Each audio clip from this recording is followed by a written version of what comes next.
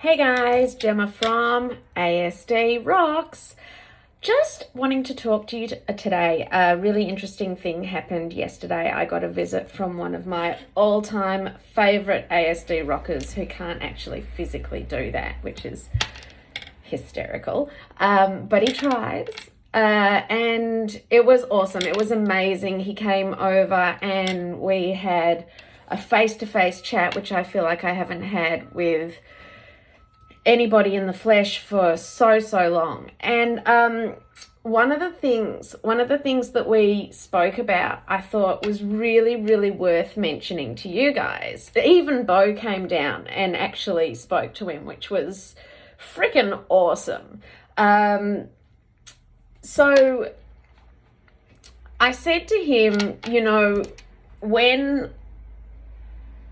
I got the diagnosis with Bo, I actually thought that I would get like an apology from my friends, from my family, for being the way they had been, always with this, why can't you just bring the baby over and, he'll put him down here. And I couldn't explain why I couldn't just. And it is my most hated phrase, why can't you just? And everybody, I would try to explain, and he was a baby, and people would be like, come over at this time and we'll hang out, we'll have tea or do whatever. And I would try to explain that, Bo had this routine and he wouldn't sleep anywhere else outside of like his bed where he was through his routine. And we're talking about a baby. We're talking about 12 months old here before he was diagnosed. And people were everybody was just like, well, everybody else brings their babies and, or we're having a barbecue and all the kids end up falling asleep on the bed, all in the master bedroom, and we all just barbecue on until 10 o'clock at night. And I was like, I can't do it. Bo has to be in bed by a certain time. And everyone was like, well, why can't you just try? Why can't you? And finally, I got this diagnosis, right? He was 2 years old. We got this diagnosis. And I actually expected people to go, oh, fuck. I'm so sorry about the pressure that I put on you. I'm so sorry for, having maybe, added to what was so difficult. I'm so sorry for the way, that I maybe I didn't understand. I'm sorry that you got a diagnosis, but I'm so sorry that I put all that extra added pressure on you, and I never ever got one. And why should I? Why should they think that? Retrospectively, why would they even be thinking that way, I guess? But I felt really ripped off, and I feel like I deserve an apology, and I feel like we deserve an apology from all of those people, who was so demanding of, bringing our children to family dinners or lunches or bringing our kids to, whatever. And we just couldn't, and we couldn't explain why. And we didn't know why our child was difficult.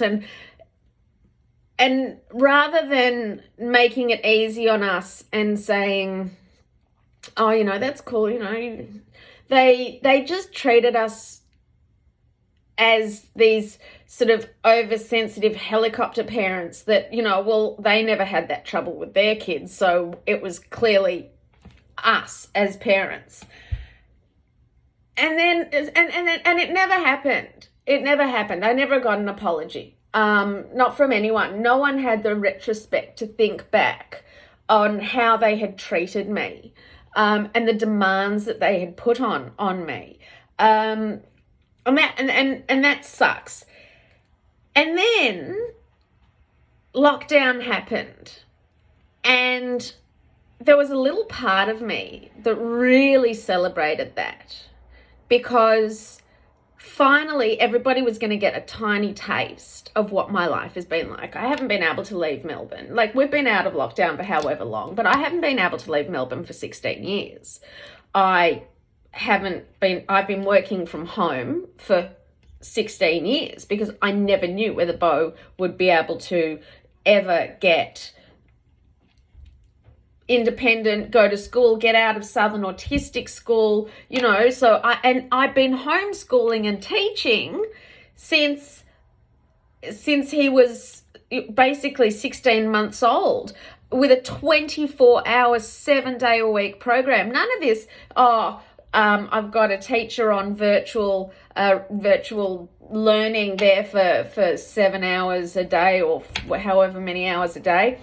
It was 1 hour a week of speech therapy, 1 hour a week of occupational therapy, and the rest was up to me. I taught him to jump. I taught him to point. I taught him to dress. I taught him to toilet. I taught him to do everything that he can do. That was homeschooling.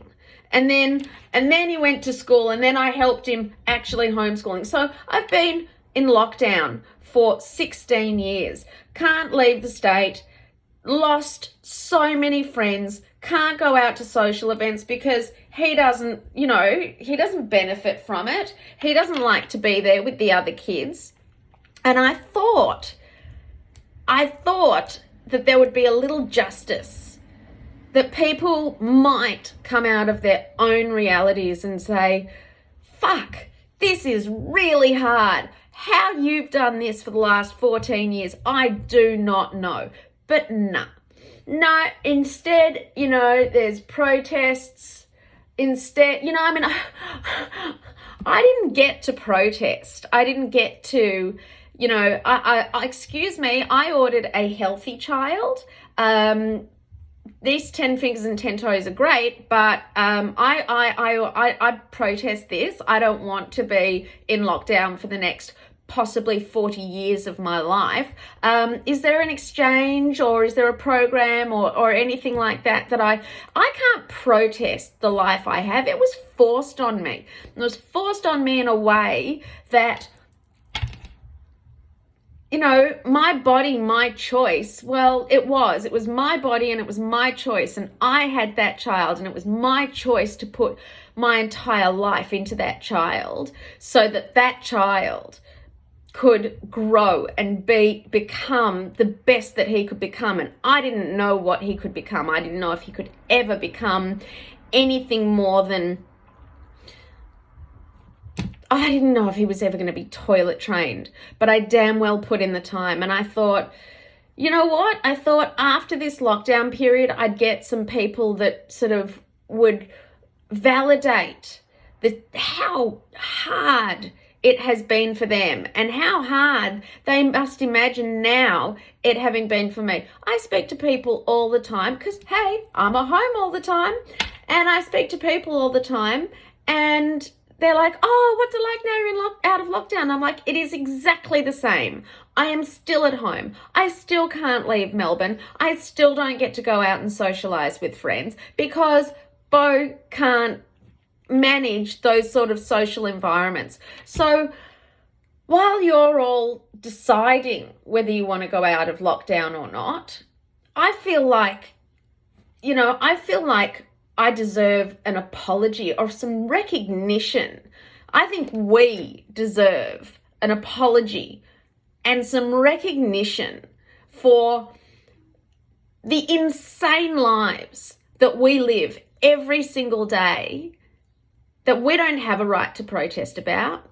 We don't have the ability to choose, and we never asked for it, but we do it, and it's harder than any of these people can conceive. And that's what makes them say, why can't you just? And that's what, makes them, think that, oh, well, now lockdown's over, life's back to normal. Life was normal. Life was totally normal in lockdown. And I'm really pissed off that we're not getting the praise. You, the parents, the ones that are at home dedicating your lives to these kids, the ASD rockers, I'm talking on behalf of all of us. We all deserve an apology. We all deserve the credit for the fact that we are still living lockdown. You know, I don't want to say it's not fair, because that's one thing we don't have in this family. Because as Finn said to me when he was little, it's not fair. And I said, yeah, you're right. 3-year-old, it's not fair. You're right, mate. Suck it up, buttercup. It's not fair. That's how it is. You're right. It's not fair that Bo's got autism. It's not fair that, this has happened, but it's the way it is. And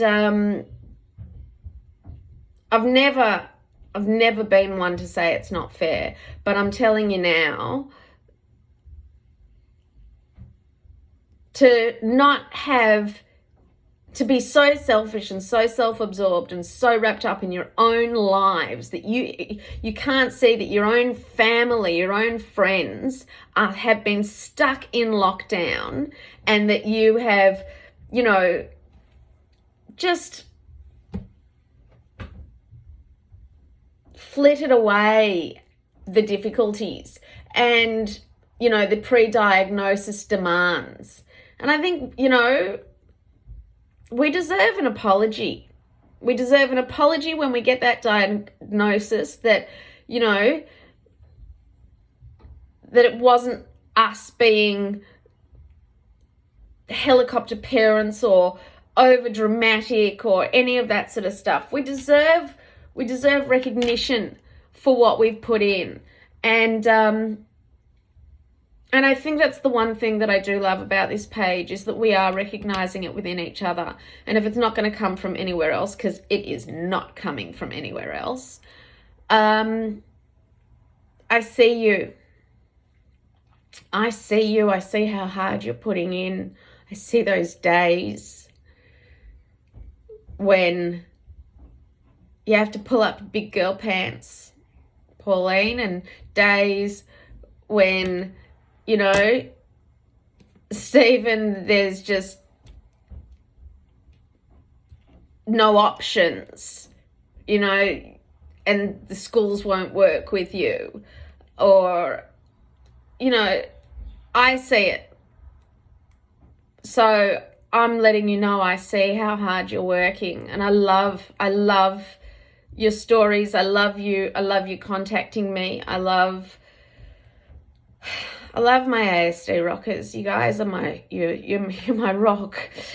But you guys deserve an apology and some goddamn respect, just like I do. And that's it for today, guys. ASD rocks.